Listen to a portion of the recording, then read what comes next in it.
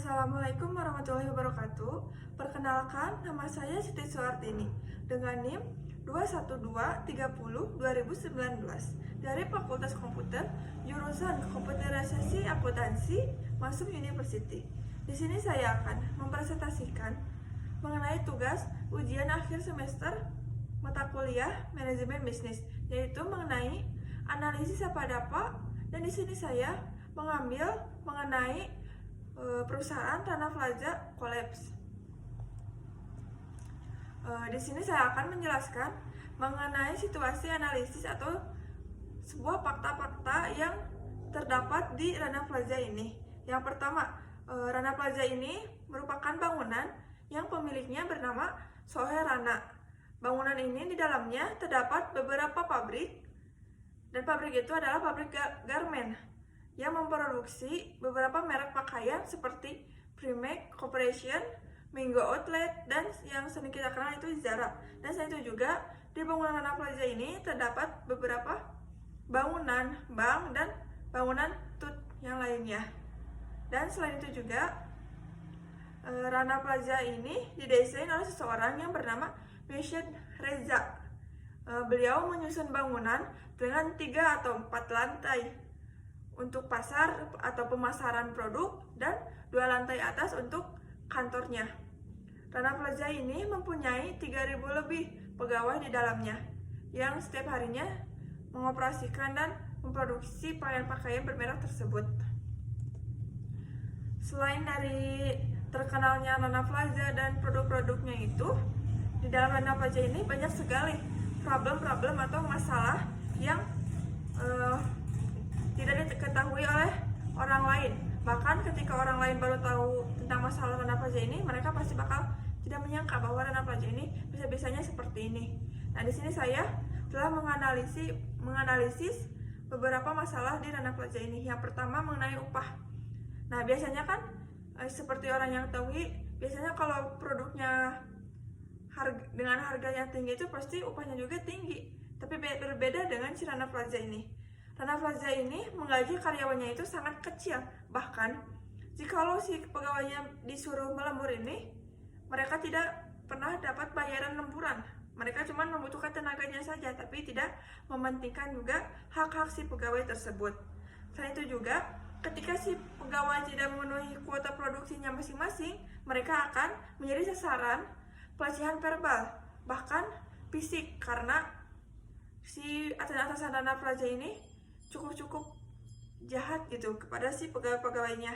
Mereka tidak memikirkan gimana kondisi pegawai-pegawainya. Dan selain itu juga si Rana Plaza ini memperkerjakan anak usia di bawah 17 tahun seperti itu.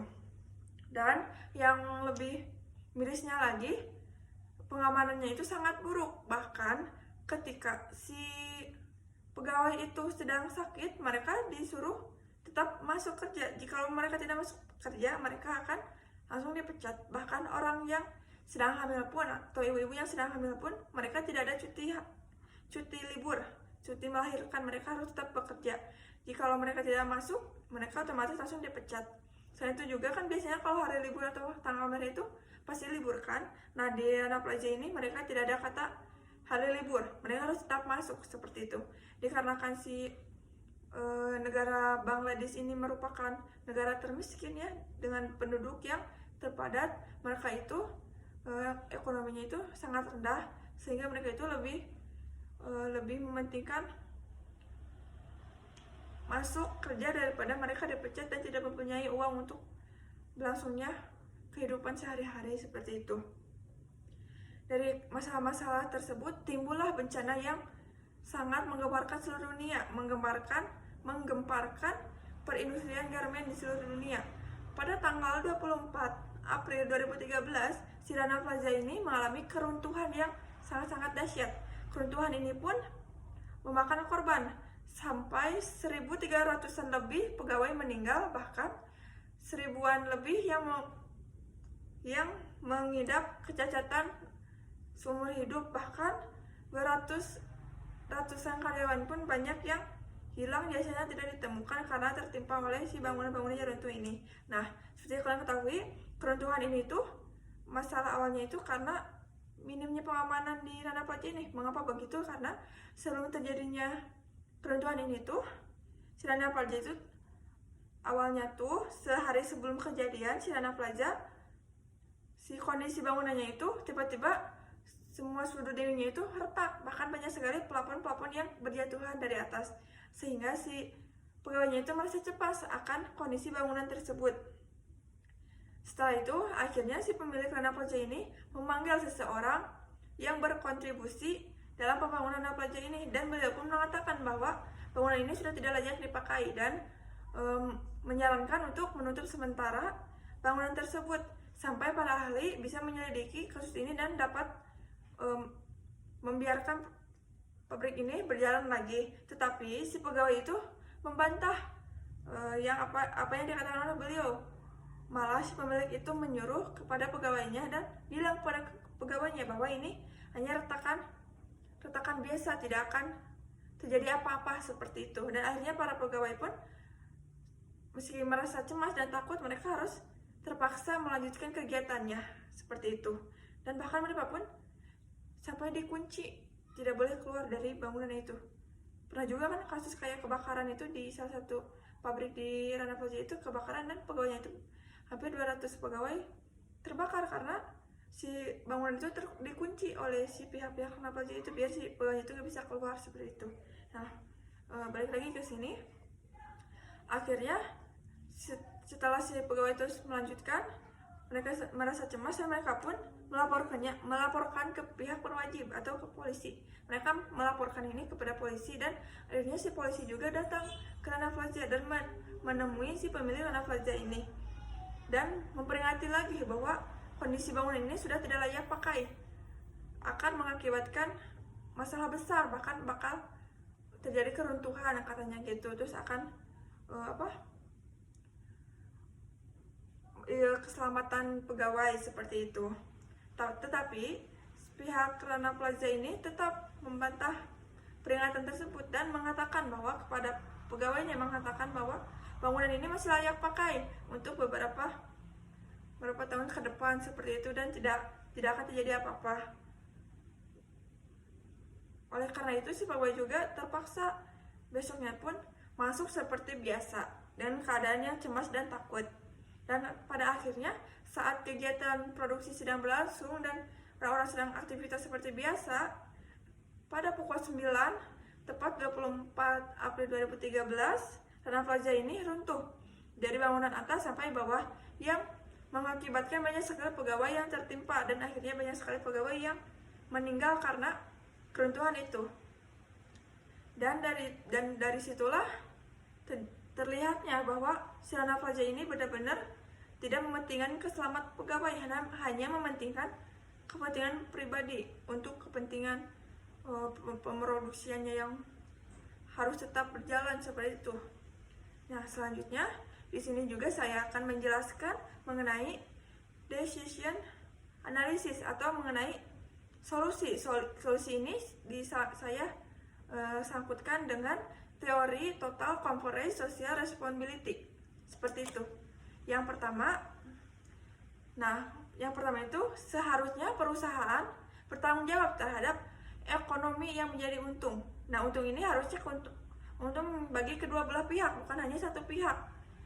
Maksudnya tuh pihak perusahaan dan pihak pegawai agar terjadinya keseimbangan terhadap hak perusahaan dan hak pegawai. Selain itu agar ekonomi kedua belah pihak juga meningkat dan membaik. Jangan hanya mementingkan peningkatan perusahaan tanpa memikirkan pegawai, padahal tujuan pegawai merekrut pegawai itu kan membutuhkan tenaga sumber daya manusia, dan pegawai juga masuk ke lingkungan pekerjaan juga kan karena membutuhkan upah, gaji. Maka dari itu juga seharusnya harus adil, harus bertanggung jawab juga kepada pegawai, karena pegawai yang sudah ada di lingkungan perusahaan itu sudah tanggung jawab perusahaan seperti itu. Yang kedua, perusahaan harus tanggung jawab terhadap hukum dan selalu patuhi hukum. Nah, jadi mengapa perusahaan harus patuh terhadap hukum dan selalu tanggung jawab dalam setiap kejadian di lingkungan pabrik? Agar setiap kejadian atau kesalahan dalam lingkungan kerja itu si pegawai atau Bahkan pihak perusahaan dapat dilindungi oleh hukum. Berbeda kalau misal si pegawai tidak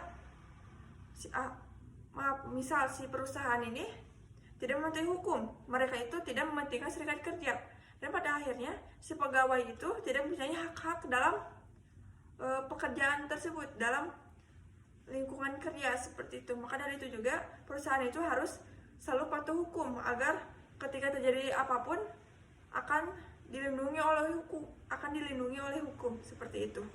Yang selanjutnya, perusahaan harus tanggung jawab terhadap bahaya. Selain itu juga perusahaan harus bersikap etis kepada siapapun, atau lebih utama kepada pegawai. Pihak manajemen harus bersikap etis dalam menjalankan peran di mana perusahaan dapat menjalankan rencana dengan baik dan sesuai dengan tujuan. Maka dari itu, pihak manajemen selain mementingkan perusahaan juga harus mementingkan hak pegawai dan harus mementingkan keselamatan pegawai dengan cara melakukan yang benar. Jangan sampai mengabaikan hal sepele yang tadinya dianggap hal sepele, kalau terus dibiarkan nanti jadi hal besar, bahkan jadi malapetaka pada seluruh pegawai, bahkan pihak-pihak manajemen seperti itu. Dan yang terakhir itu, perusahaan harus tanggung jawab kepada masyarakat dengan cara disresioner dan memberikan kontribusi kepada masyarakat, seperti jangan hanya merugikan masyarakat dengan mereka mendirikan pabrik di lingkungan masyarakat itu, mereka hanya merugikan masyarakat. Jangan hanya seperti itu, mereka juga harus memberikan manfaat kepada masyarakat. Dengan cara apa? Dengan cara merekrut masyarakat yang di sekitar pabrik itu, dan juga mementingkan kualitas hidup si masyarakat di wilayah pabrik itu, seperti itu.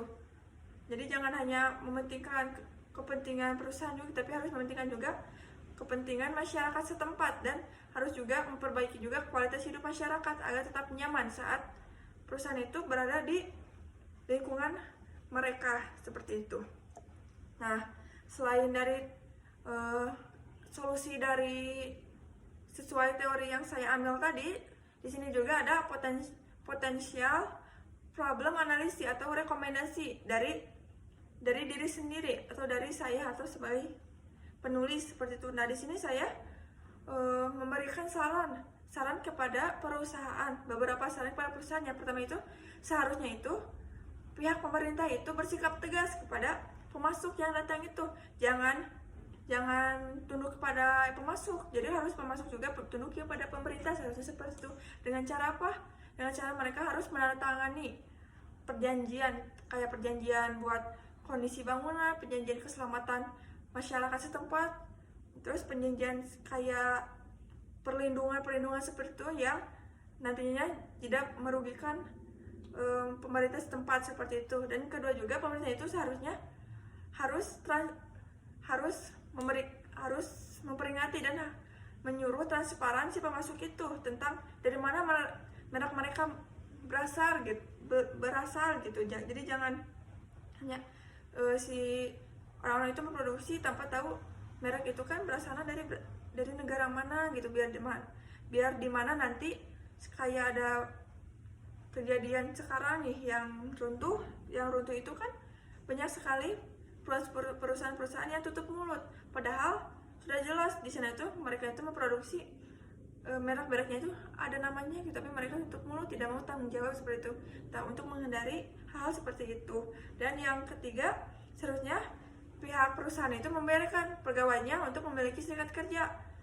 Jadi biar mereka juga tahu hak-hak mereka dalam perusahaan itu seperti apa. Jangan dihalangi kalau mereka itu pengen mempunyai serikat kerja, karena mereka juga punya hak sendiri gitu. Jangan merebut hak orang lain untuk kepentingan sendiri. Dan selain itu juga, pekerja dapat menggunakan hak serta bagaimana mereka berhak di bawah negaranya dan hukum internasional. Nah, selanjutnya juga pemerintah itu harus melindungi masyarakat setempat itu, masyarakat lokal itu dengan hukum internasional agar si pemasok itu tidak semena-mena gitu kepada masyarakat Bangladesh ini, seperti itu. Dan yang terakhir itu, ini sebagai pemimpin, seharusnya si pemimpin itu menjadi contoh buat ke bawahan-bawahannya atau pegawai-pegawainya, yang sampai menjadi pemimpin yang lemah, yang tidak mementingkan orang lain, hanya mementingkan diri sendiri. Seharusnya Jadi pemimpin itu harus adil, jujur, dan harus bersikap sesuai dengan norma-norma peraturan organisasi kepemimpinan seperti itu. Jangan sampai kayak si pemimpin Rana Plaza ini, dia mengabaikan peringatan-peringatan yang akan membahayakan pegawainya, dan sampai akhirnya ya terjadilah bencana keruntuhan ini yang mengakibatkan kerugian beberapa triliun, seperti kerugian mesinnya sendiri, kerugian bangunan, kerugian produksi-produksi yang tadinya mau dikirimkan jadi nggak jadi dikirimkan. Terus banyak juga pegawai-pegawai yang kehilangan nyawanya, banyak sekali keluarga yang kehilangan anggota keluarganya, yang itu menjadi sumber untuk kehidupan sehari-harinya seperti itu. Nah, kesimpulannya, maka dari itu berpikirlah sebelum bertindak. Jangan sampai tindakan kalian itu mencelakakan orang lain. Dan juga kalian harus berpikir jernih akan kedepannya. Jangan sampai kalian tergiur dengan kekayaan yang cepat, dengan mengorbankan orang lain. Jadilah pemimpin yang adil, bijaksana, bertanggung jawab, dan dapat dipercaya oleh bawahannya, dan dapat diikuti oleh bawahannya. Maka dari itu, jadilah pemimpin yang baik, agar berjalannya si perusahaan itu dengan baik, nyaman, dan pegawai pun nyaman. Jadi harus sama-sama saling menguntungkan, jangan hanya mementingkan diri sendiri, jangan hanya membutuhkan tenaga kerja saja, tapi juga lihatlah si pegawai itu bagaimana mereka bekerja. Seharusnya mereka itu kasih hadiah atau apa, karena berkat mereka juga kalian bisa memproduksi lebih banyak, berkat sumber daya manusia juga kalian bisa meningkat seperti ini. Mungkin seperti itu. Mungkin cukup sekian presentasi yang dapat saya sampaikan. Mohon maaf apabila ada salah kata dalam pengucapan dan penjelasan. Terima kasih. Wassalamualaikum warahmatullahi wabarakatuh.